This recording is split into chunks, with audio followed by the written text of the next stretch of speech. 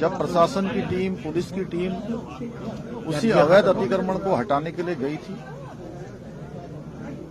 जो अवैध निर्माण था उसको हटाने गई थी, उसके ऊपर पूरा सुनियोजित तरीके से जो ये हमला हुआ है, जिस प्रकार से हमारे पुलिस के जवान, पुलिस के अधिकारी और खास तौर से जो हमारे महिला पुलिसकर्मी हैं, उनको जिस तरह से मारा है, पीटा है, उनके ऊपर हमला हुआ है पत्थरों से और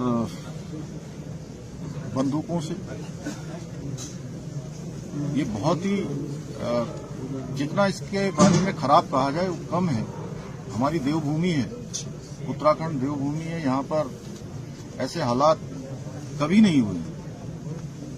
इन्होंने देवभूमि की जो फिजा है, देवभूमि का जो माहौल है, उसको खराब करने का प्रयास किया है। पूरी तरह से कानून तोड़ा है, कानून अपने हाथ में लिया है। पत्रकारों को भी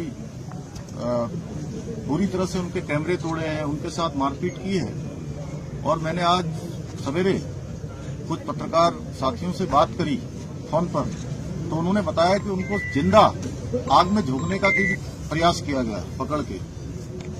और एसडीएम रेखा कोहली से भी मैंने बात करी, उन्होंने मुझे बताया कि किस तरह से उनके साथ वहां पर मारपीट हुई है, किस तरफ से आगजनी हुई है, हत्या का किस तरह से प्रयास हुआ है।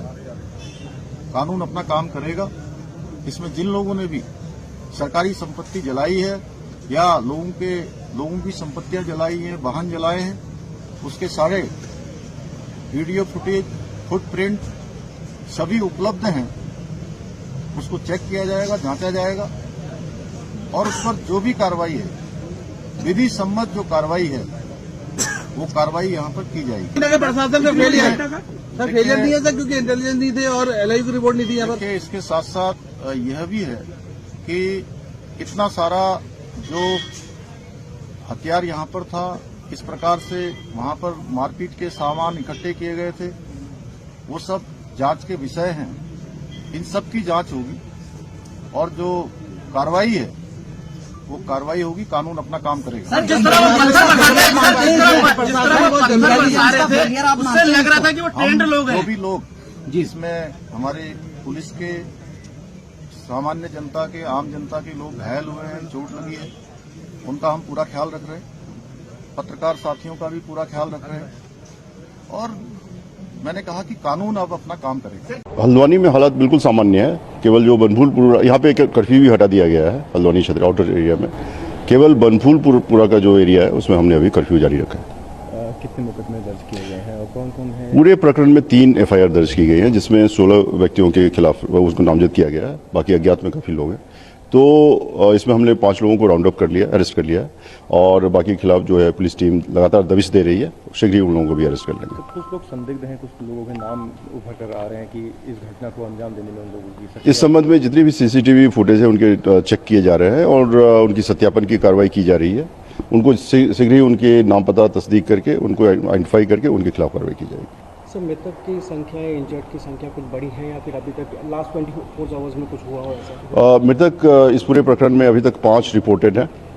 5 लोगों की मृत्यु हुई है और इसके अलावा 3 लोग सीरियसली इंजर्ड हैं जो कि सुशीला तिवारी हॉस्पिटल में है। इसके अलावा बाकी पुलिसकर्मी बहुत घायल हैं, वो लोग माइनर इंजरी के शिकार हैं और उन लोगों को डॉक्टर ने मेडिकल असिस्टेंस देने के बाद अपने घर पर रेफर कर दिया है। उसके अलावा कोई और खास अभी रिपोर्टिंग और नहीं है। क्या है पुलिस का, किस तरह रहने वाला? पुलिस का जो कदम है वो पूरी तरह से शांति व्यवस्था को नॉर्मल करना और जैसा कि आप देख सकते हैं हल्द्वानी में शहर में स्थिति पूरी तरह से सामान्य हो गई है। केवल जो एक पॉकेट है हमारा छोटा सा, उसमें हम आज जारी रखेंगे कर्फ्यू, उसके बाद उसको भी रिलैक्स करेंगे। कब तक रहने वाला है? कौन? कर्फ्यू कब तक रहेगा? कर्फ्यू तो डिपेंड करता है आज का सिचुएशन कैसे निकलता है और उसको शीघ्र ही हटाएंगे उसको भी, लेकिन इससे पहले हम बदमाशों की धरपकड़ करेंगे। तो जिस तरह से एडमिनिस्ट्रेशन और पुलिस ने टैकल किया डे 1 से बहुत रिस्पॉन्सिबल तरीके से, क्या अभी इंक्रीज होने का कोई उम्मीद है? पुलिस फोर्स या डिप्लॉयमेंट इतना ही है? डिप्लॉयमेंट हमने सफिशिएंट कर रखा है। आप अवगत होंगे हमारी 4 company central arm police force की भी कंपनियाँ यहाँ पे है और जिसमें ITP SSB के लोग भी हैं। सफिशिएंट जो है 7 कंपनी PSC की और विभिन्न जिलों की फोर्सेज यहाँ पे है। बहुत ही सफिशिएंट फोर्स है यहाँ पे, हमें उसकी कोई कमी नहीं है, दिक्कत। अराजक तत्वों के द्वारा अनप्रोवोक्ड, अनहार्म्ड, अनटच्ड तरीके से पूरी कार्रवाई होने के बाद भी बड़ी मात्रा में with in half an hour इकट्ठा होकर जो है हमारी जो टीमें हैं नगर निगम की, उन पर पहला अटैक किया गया पत्थरों के माध्यम से। पत्थर बरसाने शुरू करे गए चारों तरफ, जो छतें हैं उनके माध्यम से। मैंने आपको 30 तारीख की फुटेज दिखाई, किसी छत पर कोई पत्थर नहीं था। तो जिस दौरान ये सारी विधिक प्रक्रिया चल रही थी, जब हम सुनवाई कर रहे थे, माननीय उच्च न्यायालय सुनवाई कर रहा था, तो छतों पर पत्थर उस दौरान इकट्ठे करे गए। इसका मतलब इट वाज प्लान्ड कि जिस दिन भी डिमोलिशन ड्राइव होगी, हम उस दिन इस तरह से फोर्सेस को अटैक करेंगे, इस तरह से डिमोरलाइज करने की कोशिश करेंगे स्टेट मशीनरी को। तो पत्थरों का अटैक हुआ जब हमारी टीम पीछे नहीं हटी, हमने डिमोलिशन ड्राइव को जारी रखा हमारे ऑफिसर्स ने। उसके बाद जब पहली मॉब जो आई पत्थरों के साथ, उनको डिस्बर्स कर दिया गया, तो दूसरी मॉब आई जिनके हाथों में पेट्रोल बम थे, जो फ्यूल होता है उसकी प्लास्टिक की बॉटल्स थी, उसमें उन्होंने आग लगा कर फेंकी। आप लोगों ने वीडियो फुटेज में भी देखा, आप लोग अभी तक सब कवर भी कर चुके हैं। ये फेंका गया, ये भी अनप्रोवोक्ड था, बिल्कुल प्रोवोक नहीं किया गया था। तब तक हमारी टीम ने किसी भी प्रकार का फोर्स इस्तेमाल करना शुरू भी नहीं किया था। They were busy in demolishing the structure. मनफुलवा शहर में जो घटना हुई है उसमें पुलिस की तरफ से 3 एफआईआर पंजीकृत हुई है, और ये 3 एफआईआर जो है उनमें हम लोगों ने इन्वेस्टिगेशन शुरू की, और जो तथ्य आए हैं सीसीटीवी एनालिसिस हम लोगों ने किया है, और जो बाकी एविडेंस है उसके आधार पर अभी 5 लोगों की गिरफ्तारी हुई है। 5 लोगों की गिरफ्तारी के बाद में बाकी जो अभियुक्त हैं उनको आइडेंटिफाई करने का काम हमारी टीम ने शुरू कर दिया है, और कुछ बाकी जो अभियुक्त हैं उनकी गिरफ्तारी के लिए टीमें लगी हुई है। जल्दी बाकी जो अभियुक्त हैं उनको भी गिरफ्तार किया। इस घटना के रिगार्डिंग जो पुलिस की प्रिपरेशन है और पुलिस का एग्जीक्यूशन है, उसके लिए हम लोगों ने एक प्रॉपर प्लानिंग की थी, प्रॉपर एक डिप्लॉयमेंट प्लान तैयार किया गया था, प्रॉपर फोर्स की ब्रीफिंग की गई थी, और नैनीताल जनपद की और उत्तराखंड पुलिस की जो उपलब्धता है उसको देखते हुए हम लोगों ने एक अच्छा खासा फोर्स जो है डिप्लॉय किया था। और आप लोगों ने देखा भी होगा कि जो अतिक्रमण स्थल है वहां से हमारे कर्मचारी और जो निगम के कर्मचारी और बाकी जो लोग हैं वो सुरक्षित वहां से निकले थे, हालांकि पथराव वहां हुआ था।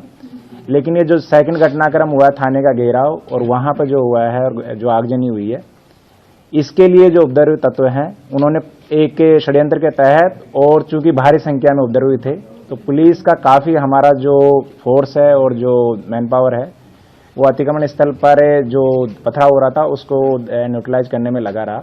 तो इस दौरान ये घटना हुई, इसके लिए भी हम लोगों ने प्रभावी कार्रवाई की, और लगभग आधे घंटे में हमने अपना थाना और जो बाकी शहर उसको कब्जे में लिया, और जो डिस्ट्रिक्ट फोर्स है उसने अपने ही बलबूते अपनी जो मैन पावर थी उससे शांतिपूर्ण तरीके से कस्बे में और बनभूलपुरा में जो नियंत्रण है वो भी पाया स्थिति पर। प्रशासन की जल्दबाजी है, स्थितियों का आकलन करने में प्रशासन विफल रहा है, और इसलिए हमने ये मांग की है कि एक तो नैनीताल जिले के डीएम और एसएसपी को तत्काल निलंबित किया जाना चाहिए, उनको हटाया जाना चाहिए। उच्च न्यायालय के सिटिंग या रिटायर्ड जज से इसकी न्यायिक जांच करवाई जानी चाहिए, और पिछले 1 साल से जो अतिक्रमण हटाओ अभियान के नाम पर जिस तरह का कम्युनल के अंदर घुस गए, हम लोग अंदर घुसे, कम से कम 15-20 लोग घुसे थे। उसके बाद बाहर से जो है फिर उन्होंने आग लगाने की कोशिश करी, पथराव करे, सब कुछ करा उन्होंने। बड़ी मुश्किल से जान बचा के आए हम लोग। फिर हमारा फोर्स काफी देर बाद हमारा फोर्स आया, फिर निकल गया। जो पत्थर लगे ऊपर से इधर उधर से, बहुत कंडीशन खराब, बहुत ज्यादा, बहुत मुश्किल से बच के आए हम लोग। आज कितने लोग थे, कितने लोग? हम लोग तो अरे पूछो मत, हर जगह से, हर गलियों से, हर जगह से पथराव हो रहे थे वहाँ पे। तो हर गली, छतों से भी, घरों नीचे से भी, क्योंकि गलियां घेर ली थी उन लोगों ने, चारों तरफ से गलियां भी घेर ली थी, छतों से भी आ रहे थे, बहुत लगे, बहुत ज्यादा। अभी आपके वहाँ साथी अब हमें नहीं पता, हम लोग भी 15-20 लोग एक घर के अंदर दबे पड़े थे, मतलब बहुत मुश्किल से बचे थे हम लोग। फिर वहाँ से हम लोगों ने फोन करा, इधर उधर फोन करा, लोकेशन भेजी। वो लोग उस जिस आदमी ने हम लोगों को बचाया उसको भी गालियां करी उन लोगों ने, उनके मकान तोड़ दिए, उनके दरवाजे तोड़े उसने। फिर फोर्स आया हमारा, बड़ी मुश्किल से भी फोर्स, जब लोकेशन देखी फोर्स आया, उसके बाद जाके हम लोगों को बाहर निकाला। फिर हम बच के आ रहे थे तो ऊपर से शीशे वगैरह सब फेंके, यहाँ लगी, अंदर तक लग गया, पूरा पत्थर लगा, ईंट लगा, सब कुछ लगा। ऊपर से भी शीशे वगैरह भी फेंके उनने, बोतलें फूकी, ईंट, और रास्ते में जो है जाम लगा दिया था। बड़ी मुश्किल से, मतलब गिरते पड़ते आए हम लोग।